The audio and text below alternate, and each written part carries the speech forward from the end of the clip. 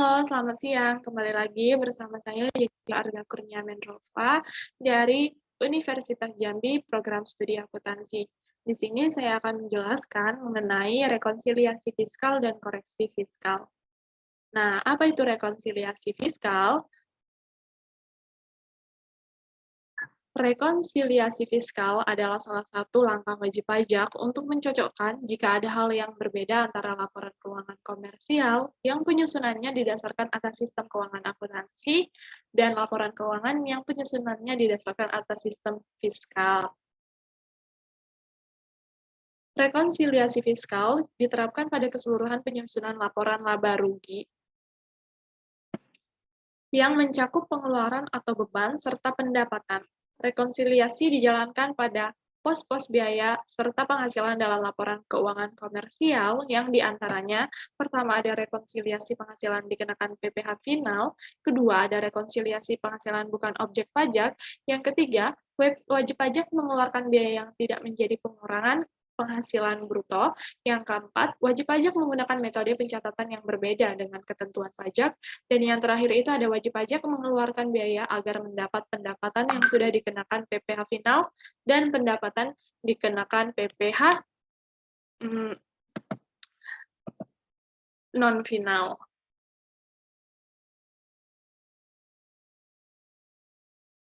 Nah, koreksi fiskal dibagi menjadi dua, yaitu koreksi fiskal positif dan negatif.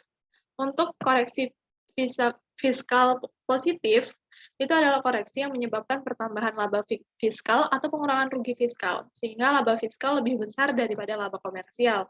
Dengan kata lain, rugi fiskal lebih kecil daripada rugi komersial. Nah, faktor yang menyebabkan koreksi fiskal menjadi positif itu ada beban biaya dalam kepentingan pribadi wajib pajak, ada imbalan atau penggantian terkait dengan pekerjaan atau jasa, ada dana cadangan, yang keempat itu kelebihan pembayaran kepada pihak yang mempunyai hubungan istimewa terkait dengan pekerjaan yang dilakukan, yang kelima pajak penghasilan, kemudian ada harta yang dihibahkan, ada pembayaran gaji kepada pemilik, terus ada faktor dari sanksi administrasi, kemudian ada selisih penyusutan atau amortisasi komersial, ada biaya dalam menerima, menagih, dan menjaga penghasilan yang terkena PPh final, dan yang terakhir itu ada faktor yang terjadi yang menyebabkan fiskal positif itu karena ada kesesuaian dengan fiskal positif lainnya yang tidak berasal dari faktor yang sudah disebutkan. Nah, koreksi fiskal negatif merupakan koreksi fiskal yang menyebabkan pengurangan laba fiskal atau bertambah rugi fiskal, sehingga laba fiskal lebih kecil daripada laba komersial, atau rugi fiskal lebih besar daripada rugi komersial. Nah, faktor yang menyebabkan koreksi fiskal menjadi negatif itu, yang pertama ada selisih komersial di bawah penyusutan fiskal, yang kedua itu ada pendapatan yang terkena PPh final, serta penghasilan tidak termasuk objek pajak, tetapi termasuk dalam peredaran usaha. Dan yang ketiga itu ada penyusutan fiskal negatif lainnya. Nah, untuk jenis-jenis rekonsiliasi fiskal itu ada dua. Yang pertama, rekonsiliasi beda tetap, di mana diakibatkan oleh transaksi yang diakui wajib pajak sebagai pendapatan atau biaya, sesuai dengan standar akuntansi keuangan.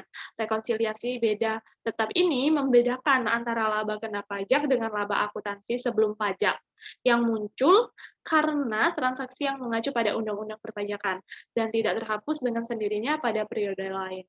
Yang kedua, itu ada rekonsiliasi beda waktu, disebabkan oleh bedanya waktu antara sistem akuntansi dan sistem perpajakan. Jadi, transaksi yang menurut akuntan komersial dan pajak sama, tetapi perbedaan terletak pada waktu alokasi biayanya.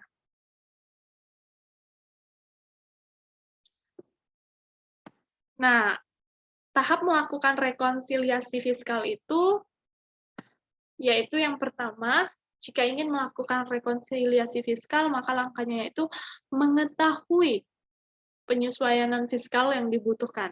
Yang kedua, menganalisis elemen penyesuaian agar menentukan pengaruh elemen terhadap laba usaha dikenakan pajak. Yang ketiga, mengoreksi fiskal, yakni memantau angka koreksi fiskal berdasar positif dan negatif. Dan yang terakhir itu ada menyusun laporan keuangan sesuai fiskal sebagai lampiran SPT tahunan PPH.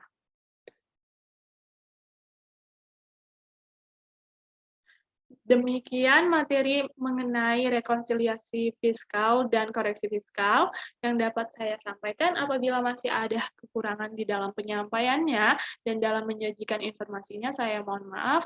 Saya Jennifer, mohon pamit undur diri. Terima kasih dan selamat siang.